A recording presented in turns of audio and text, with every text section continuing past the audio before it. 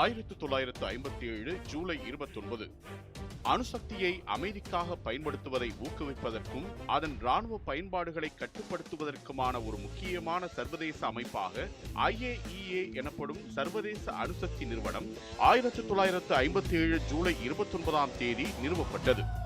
இரண்டாம் உலகப் போர் முடிவில் அமெரிக்கா ஜப்பானின் ஹிரோஷிமா நாகசாகி நகரங்களில் அணுகுண்டுகளை வீசியது. இதனால் ஏற்பட்ட பேரழிவுக்கு பின்னர் அணுசக்தியின் பெருந்தாக்கத்தையும் தீவிர தன்மையையும் உலக நாடுகள் உணர்ந்தன.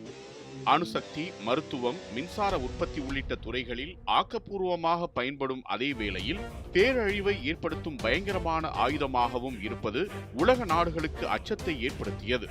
இந்த சூழலில் அமெரிக்க அதிபர் ட்வைட் ஐசன்ஹோவர் 1953 ஐக்கிய நாடுகள் பொதுச்சபையில் ஆற்றிய அட்டாம்ஸ் ஃபார் பீஸ், அதாவது அமைதிக்கான அணுக்கள் எனும் பிரசித்தி பெற்ற உரையில் அணுசக்தியின் பயன்பாட்டினை கட்டுப்பாட்டுடன் வளர்க்க ஒரு சர்வதேச அமைப்பை உருவாக்கும் ஆலோசனையை முன்வைத்தார்.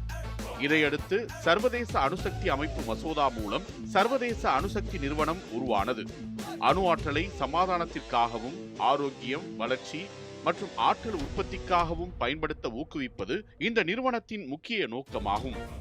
அதே நேரத்தில் அணுசக்தியை பேரழிவை ஏற்படுத்தக்கூடிய கொடும் ஆயுதமாக உருவாக்குவதையும் அதன் போர்க்கால பயன்பாட்டை தடுப்பதும் இந்நிறுவனத்தின் குறிக்கோளாக நிர்ணயம் செய்யப்பட்டது. வியன்னாவில் தலைமையகத்தை கொண்டு செயல்படும் சர்வதேச அணுசக்தி நிறுவனம் ஜப்பானின் டோக்கியோ மற்றும் கனடாவின் டொராண்டோ நகரங்களில் 2 பிராந்திய பாதுகாப்பு அலுவலகங்களையும் கொண்டுள்ளது. இதன் 2 தகவல் தொடர்பு அலுவலகங்கள் நியூயார்க் மற்றும் ஜெனீவா நகரங்களில் அமைந்துள்ளன. அணு ஆய்வக பரிசோதனைகள் மூலம் பாதுகாப்பான அணு தொழில்நுட்பங்களை உருவாக்குதல், அதற்கான பயிற்சிகளை வழங்குதல் போன்றவற்றில் இந்நிறுவனம் ஈடுபட்டுள்ளது. சமாதான கால பயன்பாடுகளை ஊக்குவிக்கும் வகையில் மருத்துவம், வேளாண்மை, தொழில் மற்றும் மின்சார உற்பத்தி போன்ற துறைகளில் அணுசக்தியை பயன்படுத்துவது குறித்த வழிகாட்டுதல்களையும் இந்நிறுவனம் வழங்கி வருகிறது.